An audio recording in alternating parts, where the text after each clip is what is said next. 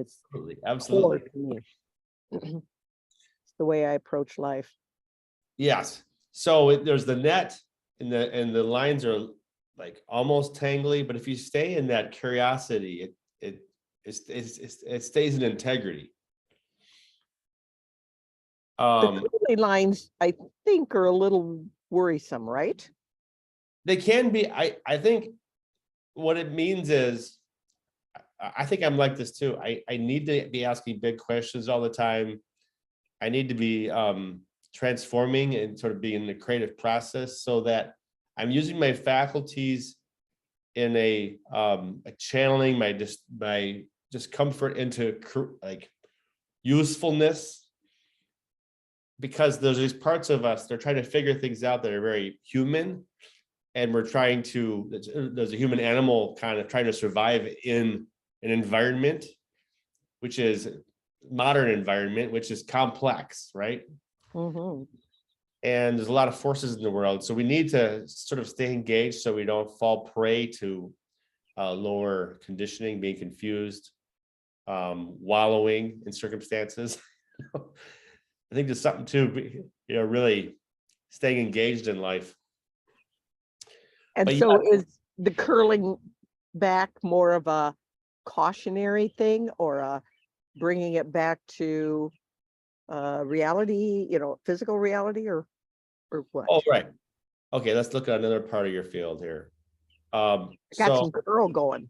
they're straight. I want to first start out with how straight the lines are coming out from your sacral area. So your sacral is in the gut Right. by the belly button, sort of. It's like that general area where there's this radiant quality. And I think I brought this up last time we were together in an oral feedback session, was just sort of like doing extra work to like for me, I've been sending images from my daughter was 3 to her now as she's 12, and then sharing something about that moment. Like we would go to Manic Cafe and do puzzles, read a book, go through comics, and I would acknowledge that and I'd send it away and make sure I was letting go. So just doing an extra move inside on the letting go, like expressing your connection, being emotionally engaged, sharing who you are and making sure people know that you care, that you're maybe sometimes concerned, but spending a lot of time also on making sure you feel like you're doing a self-expression that makes you feel done for that moment, and there's a letting go at the end. Got it. Thank So you.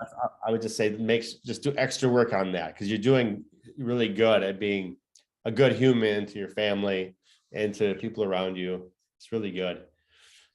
It's just a human tendency to kind of hold from a personal place instead of acknowledge the human part and then let the spiritual part play, which it's fearless, it loves change, it loves evolution, it's not afraid of evolution. The human part wants everything to be the same. If we spend a year in class, we want that same chair every day. I don't know if I'm really one of those kind. You're not that type. No, Right. I'm more of a change agent. You're more of a change agent. Well, the overall field is definitely representing that. There's just some parts, like an aspect of the sacral, as I see that coming out of the gut. There are other similar things going on in the high zone, just straight energy with just a little bit of a curl at the end. And when I draw a conditioned aura, it's all curls, like a deeply conditioned. It's like clouds and everything's curling in, and there's a lot of trying to hold things in place. And maybe there's emotional baggage, like that's all ruling the day. So I created something here for reflection too. That's sort of a unique gift to you. But some of these things are just garden variety human conditioning. I could draw similar patterns in every energy field, and it would always fit. Yeah. Now, I've always in the past felt that my heart or my throat chakra were tight, Mm. and you have a lot of swirly stuff up there. Is that part of that? Or am Oh, I on, triggering it? right. Look at that swirly stuff on the right shoulder. Right.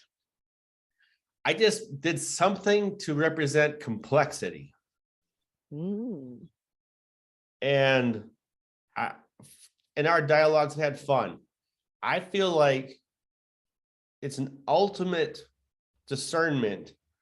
And this is sort of high zone stuff. This is like nosebleed spirituality, but it's an ultimate discernment to understand your sacred contract and giving to this world, that you're a wise being and you have ways to give. Understanding that and making sure you fulfill that is very spiritual, and we need to know that charitable part, or that purposeful part.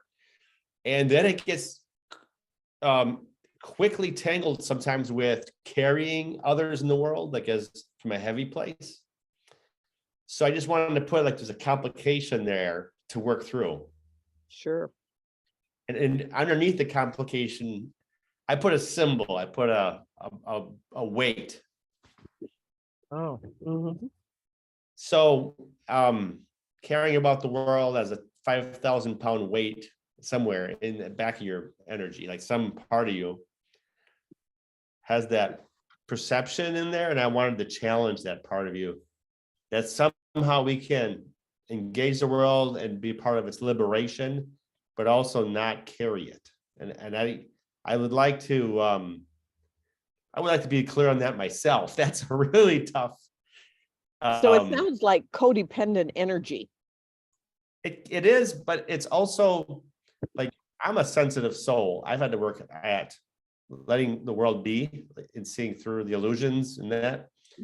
And like, for instance, I really feel for the Ukrainians and what they're going through. And I really want to be a part of putting imperialistic thinking to a stop.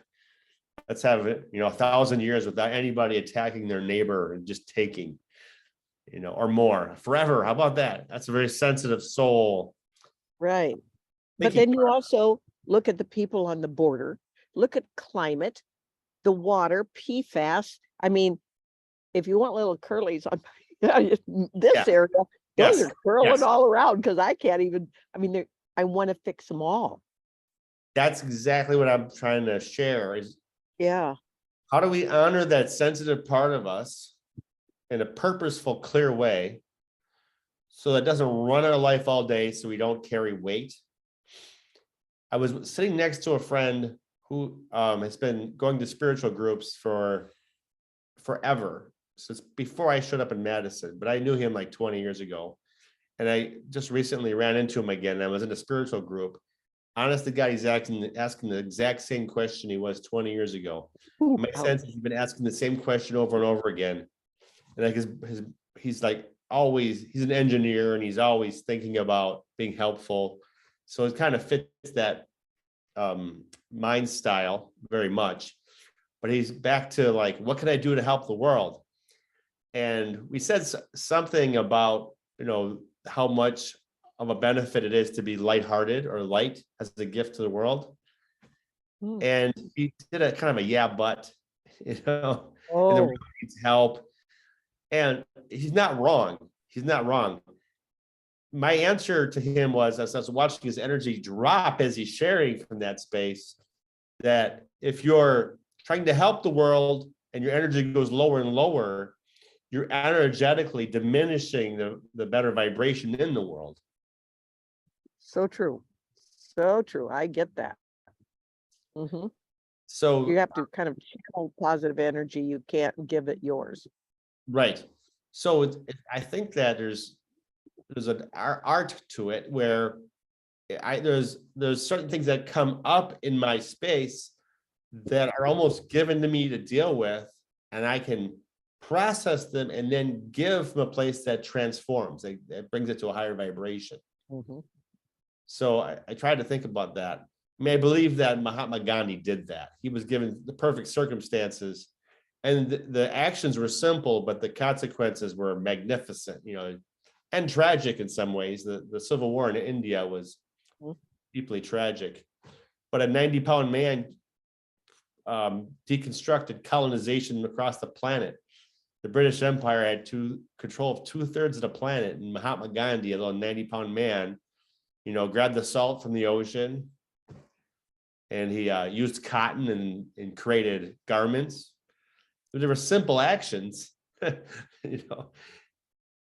You know, your goals are high. And in my mind, I started singing the song about high hopes, Right. There you go. you know, Yes. that high apple pie in the sky hopes, and it's an ant, and he's gonna, what, that rubber tree plant? He's gonna, the song? Oops, there goes another I don't know rubber all the tree. lame words. You built the words better than I do already. Yep.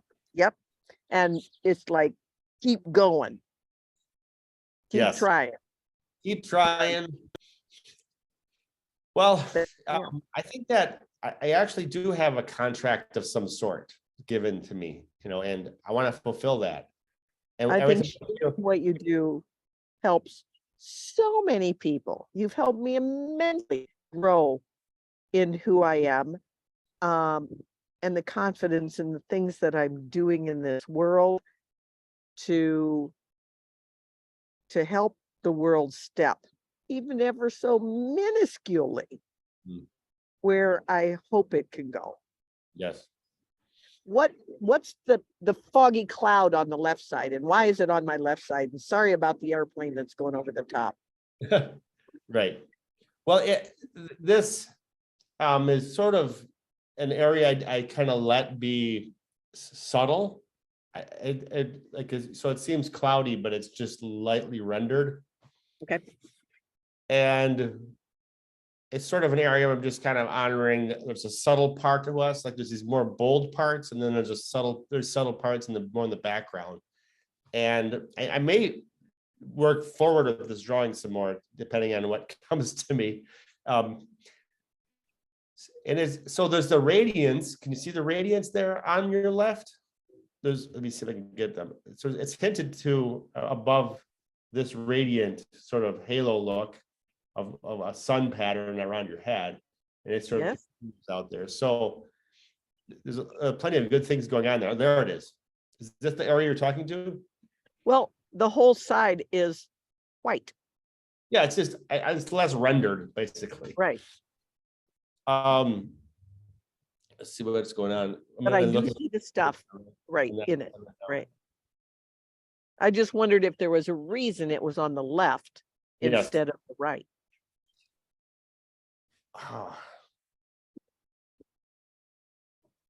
I think there's some integration that can happen on the left side. There's some strength here, and then it gets weaker out here. So I have the strength presented there right around the head. It's conviction, and then I really do feel like that when you throw the net out, to find a way to tell have a relationship with the universe where you get the answers. You insist on answers coming, and then you use them. Sounds like a 5-planet Aries to me. Right. So I think that sometimes the seeking energy can be a favorite pattern. And if we know we can evolve it, so you reach out into the universe, you tell the universe you want an answer that works for this chapter of your life. You're not trying to figure it all out. You just want an answer, and you need to use it.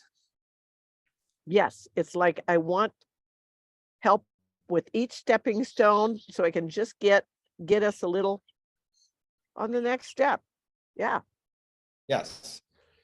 So that could be integrated, but I did have the radiant forms there, so it's a good part of you. I think that there is sort of a few areas in your field where it's strong, and then another part is weak because there's an overemphasis in one part, and the other part gets diminished a bit. It's like it becomes less and less resolved because you have a strong nature in some things. You use your extroverted presence